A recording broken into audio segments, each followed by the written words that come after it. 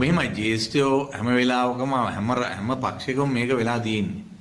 මම ඉතින් පක්ෂවල නම් කියන්නේ Taman ජේෂ්ඨයි කියලා හිතේ තියාගෙන හැමදාම මේක රැඳිලා ඉන්න බෑ.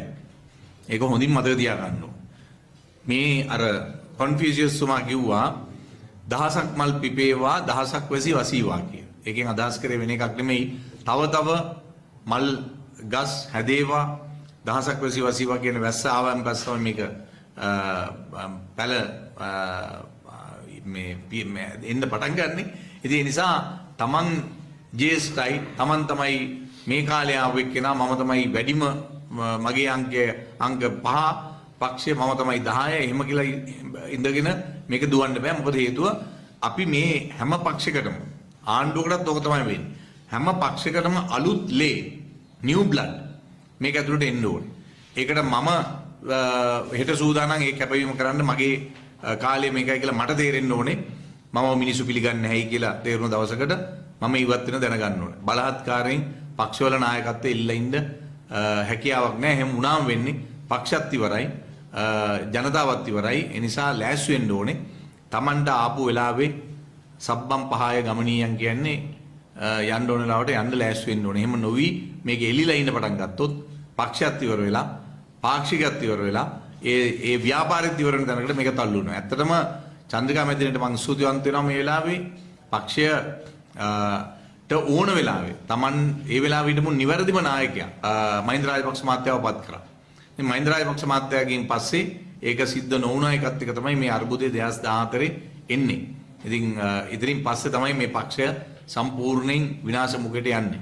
ඒ නිසා දැන් ඉතිහාසයට දොස් කියලා වැඩක් නැහැ. දැන් කරන්න තියෙන්නේ අපි ඔක්කොම එකට එකතු වෙලා තියෙන අඩුලුහුණුකම් ප්‍රශ්න ජේෂ්ඨද ශ්‍රේෂ්ඨද කනිෂ්ඨද කියලා කල්පනා කරන්නේ නැතුව හැම කෙනෙක්ගෙම අවශ්‍ය කරන ශක්තිය අරගෙන පක්ෂය ඉදිරියට ගෙන යනවා. මේ ඉන්න කණ්ඩායම සහ ඔබතුමාලා ඔක්කොම එකතු කරලා ගත්තම ඔබතුමා දකින විදියට කවුද නායකත්වයට සුදුසු කෙනා පක්ෂයට නායකයෙක් ඉන්නවද? ඉතින් මෙහෙමයි ඉතින් ඔහොම අපි යමු යනකොට අනාගතේ තීරණය වෙයි. මේ අපි ඔක්කොම නෑ පළවෙනි මම නායකයා වෙන්න කැමති ඒ කැමැත්තට පල්ලෙහා ඉන්න මිනිස්සුන්ගේ කැමැත්ත තියෙන්න ඕනේ. පක්ෂයේ ජේෂ්ඨයන්ගෙත් කැමැත්ත තියෙන්න ඕනේ. පක්ෂයේ කනිෂ්ඨයන්ගෙත් කැමැත්ත තියෙන්න ඕනේ. තේරෙන්න ඕනේ මිනිහෙකුට මේ මිනිහා පක්ෂේ නායකත්වයේ ගත්තොත් මේ පක්ෂ ඉස්සරහට ගෙනියයි කියලා. ඉතින් එහෙම මිනිහෙක් මමද කියලා මම දන්නේ නැහැ. කවුරු හරි අනාගතේ පත් කරගනි. ඊට කලින් මේ දැන් දෙකට තුනට කැඩලා ඉන්න මිනිස්සු ටික එකතු වෙන්න බෑ ඉස්සල්ලා. එකතු වුණායින් පස්සේ ඊළඟට නායකයෙක් කැමති කෙනෙක් පත් කරගන්න මට ප්‍රශ්නයක් නැහැ. මම ඕන කෙනෙක් එක්ක වැඩ කරන්න. ශ්‍රී ලංකා නිදහස් පක්ෂයේ නායකයා වෙන්න දායක ජයසේකර කැමතියි කියලානේ කියන්නේ. ඔව් ඉතින් ඒක මම කැමති වෙන්න ඕනේ. මොකද ඒක තව සුසුකම් තියෙන මගේ සුසුකමක් නැහැ කියලා කවුරු හරි කියන්න පුළුවන්ද මොකක් හරි සුසුකමක්. මම පළවෙනිම මගේ දේශපාලනේ පටන් ගන්න ශ්‍රී ලංකා නිදහස් පක්ෂය. ඒ වගේම මම නීතිඥයෙක් ඉගෙන ගත්ත කෙනෙක්. පක්ෂය අවුරුදු ගාණක් වැඩ කරලා තියෙනවා. තරුණ සංවිධානයේ ඉඳලා මම වැඩ කරලා තියෙනවා. එහි ලේකම්වරයා විදිහට ඉඳලා වැඩ කරලා තියෙනවා.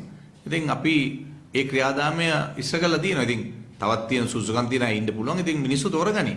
විධායක සභාව තමයි අවසානයේ තීන්දුව ගන්නෙ. පක්ෂයේ අලුත් නායකයා කවුද කියලා. ඒකට දැම්මම කලබල වෙන්න එපා. ඉස්සෙල්ලා එකතු වීම කරමු.